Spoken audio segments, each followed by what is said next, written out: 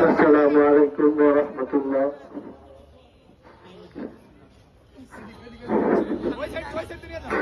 আমার আসলে কোনো কথা বলার ভাষা নাই, আমার কণ্ঠনালী দিয়ে কোনো শব্দ আসবে না। আমার কাছে সব স্বপ্নের মতো মনে হচ্ছে যেন একটু পরে কেউ বলবে মাস্টার এগুলো তো সব স্বপ্ন ছিল। আমার আব্বাইকে আর দেখে কোনো দিন চোখ খোলাতে পারবো না। হসপিটালে আব্বার দিকে তাকায় দেখছি আব্বা একটু চোখটা খুলে।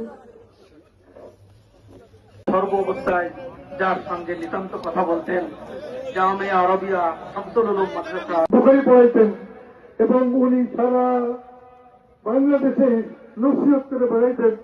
এই জন্য আপনাদের কাছে সবার কাছে অনুরোধ যে আপনারা সবাই উনার জন্য দোয়া করবেন যে আল্লাহ যেন ওনাকে জান্নাতুল ফিরদৌসে উঁচু মকাম দান করেন ইনশাআল্লাহ।